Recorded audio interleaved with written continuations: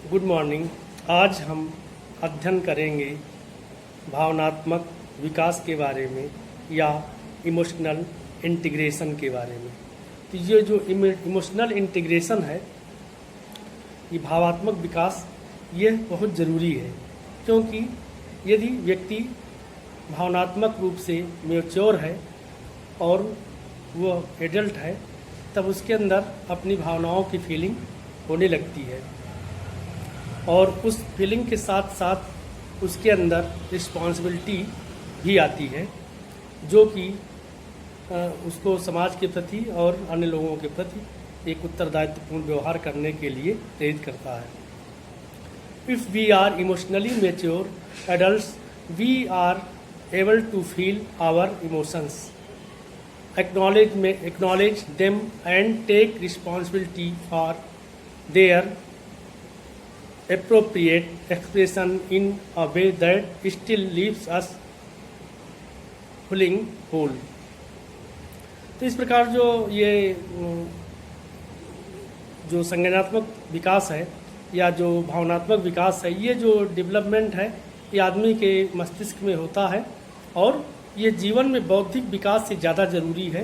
भावनात्मक विकास, जो बौद्धिक विकास है मतलब इंटेलेक्चुअल डेवलपमेंट, उससे ज़्यादा ज़रूरी है इमोशनल डेवलपमेंट। सुख शांति हासिल करने व सार्थक जीवन जीने के लिए भावनात्मक विकास के लक्ष्य पर ध्यान देना जरूरी है। यदि कोई व्यक्ति सुख शांति चाहता है तो वह भावनात्मक विकास के लक्ष्य पर उसको ध्यान देना अपरिहार्य हो जाएगा, ताकि हर व्यक्ति अपनी भावनाओं पर नियंत्रण कर सके।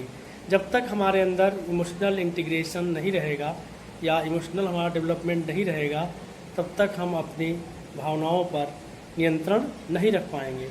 और यदि हम अपनी भावनाओं पर नियंत्रण नहीं रख पाएंगे तो हम समाज के लिए एक योगी नागरिक साबित नहीं हो सकते हैं। जैसे मजबूत नींव पर बहुमंजिले भवन की स्थिरता बनी रहती है, वैसे ही भावना हमारे जीवन की नींव है। जैसे एक बहुमंजिला भवन बनाने के लिए सबसे पहले उसकी नींव बनानी, मजबूत नींव बनानी जरूरी है, उसी प्रकार हमको विकास करने के लिए हमारा भावनात्मक विकास होना जरूरी है। हमारी भावना जितनी सकारात्मक और नियंत्रित होगी, हमारा जीवन उतना ही सफल और सार्थक होगा। यदि हमारी जो भावना है, इमोशंस हैं, वो पॉजिटिव हैं और सार्थक हैं, मीनिंगफुल हैं, तो हम अपनी भावनाओं पर आसानी से नियंत्रण स्थापित कर सकते हैं, अपनी इमोशंस पे कंट्रोल रख सकते हैं। और यदि ऐसा नहीं होगा तो हमें बहुत दिक्कतें आएंगी। यदि ऐसा नहीं होगा, मतलब कि हमको अपने इमोशंस पर कंट्रोल नहीं होगा, तो हमको बहुत सारी दिक्कतें आएंगी। तभी तो आए दिन जीवन में भावनात्मक समस्याएं बढ़ती नज़र आ रही हैं।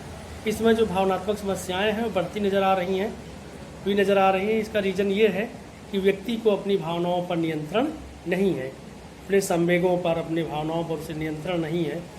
थोड़े सी ही बात में वो खुश हो जाता है और दूसरे ही क्षण वो बहुत ही क्रोध करने लगता है।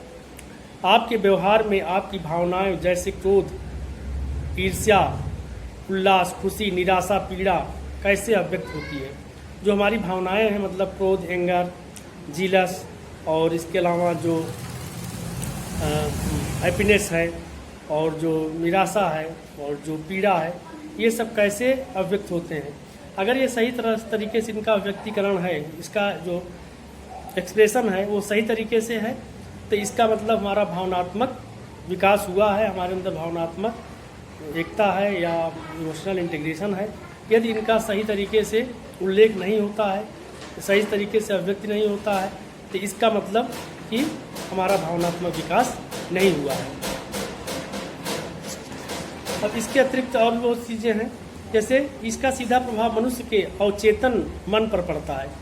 व्यक्ति की भावनाओं का जो प्रभाव होता है, इफेक्ट होता है, वह उसके अनकॉन्शियस मन पर पड़ता है। आपका व्यवहार खींचे हुए फोटो की तरह मनुष्य के अवचेतन मन में फीड हो जाता है। जैसे हम लोग फ़ोटो खींच लेते हैं, उसी प्रकार उसी प्रकार जो हमारी भावनाएं होती हैं वो हमारे अवचेतन मन में जा कर के बैठ जाती हैं। दूसरी बात, आप क्रोध और हर्ष की स्थिति में दूसरों के साथ कैसा व्यवहार करते हैं।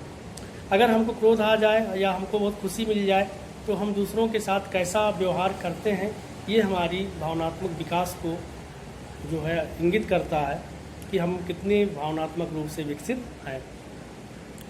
आज यह मुद्दा चिंता का विषय बना है कि व्यक्ति का अपनी भावनाओं पर नियंत्रण नहीं है।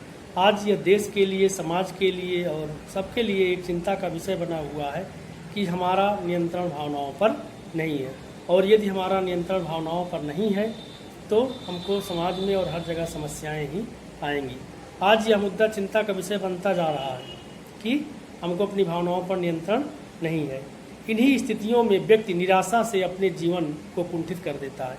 व्यक्ति के अंदर जब निराशा आ जाती है तो उसका जीवन कुंठित हो जाता है, क्योंकि वह क्रोध और ईर्ष्या जैसी नकारात्मक भावनाओं का सामना नहीं कर पाता। यदि उसका भावनात्मक विकास नहीं हुआ है, इमोशनल डेवलपमेंट नहीं हुआ है, तो वह अपने क्रोध पर और अपने ईर्ष्या पर या अपने और भी जो नकारात्मक भावनाएं हैं उन पर नियंत्रण नहीं स्थापित कर पाता है। भावनात्मक प्रतिभा को विकसित न होने के कारण ही भावना के प्रवाह में व्यक्ति अपने को नहीं संभाल पाता। नतीजतन अनहोनी घटनाएं दिन प्रतिदिन बढ़ती जाती हैं। क्योंकि हमको अपने ऊपर नियंत्रण नहीं है, अपनी भावनाओं पर नियंत्रण नहीं है, इसलिए अनहोनी घटनाएं दिन प्रतिदिन बढ़ती जाती है। अपने क्रोध को हम नियंत्रित नहीं कर पाते, अपने खुशी को हम नियंत्रित नहीं कर पाते। तो आज व्यक्ति को भावनात्मक विकास का स्तर, आज जो व्यक्ति का भावनात्मक विकास का स्तर है वो घट रहा है। मतलब कि हमारा जो टेक्निकल डेवलपमेंट है वो तो बहुत ज़्यादा हुआ है, लेकिन जो इमोशनल डेवलपमेंट है वो हमारा घट रहा है। हम किसी की भावना को नहीं समझ पाते हैं, किसी की समस्या को नहीं समझ पाते हैं। इसका रीज़न यही है कि हमारे अंदर इमोशनल मैच्योरिटी नहीं है। निषेधात्मक विचारों का कुछ ज़्यादा ही दबाव मनुष्य के जीवन पर आ जाता है। मतलब जो पॉजिटिव जो थॉट हैं या विचार हैं वो उतना प्रभाव हमारे ऊपर नहीं डालते जितना कि नेगेटिव थॉट हमारे ऊपर प्रभाव डालते हैं, वो ज़्यादा प्रभावी होते हैं। नेगेटिव थॉट हमारे ऊपर ज़्यादा प्रभाव डालते हैं, अर्थात वो ज़्यादा प्रभावी होते हैं। इस कारण वह किसी के साथ तरीके से ना रिश्ते निभा पाता है और ना तालमेल बिठा पाता है। क्योंकि हमारे अंदर सकारात्मकता से ज़्यादा नकारात्मकता होती है, मतलब हमारे अंदर निगेटिविटी ज़्यादा होती है और पॉजिटिविटी कम होती है, इसलिए हम समाज में अपने संबंधों को नहीं निभा पाते हैं। तभी तो आज भावनात्मक विकास का महत्व बढ़ रहा है।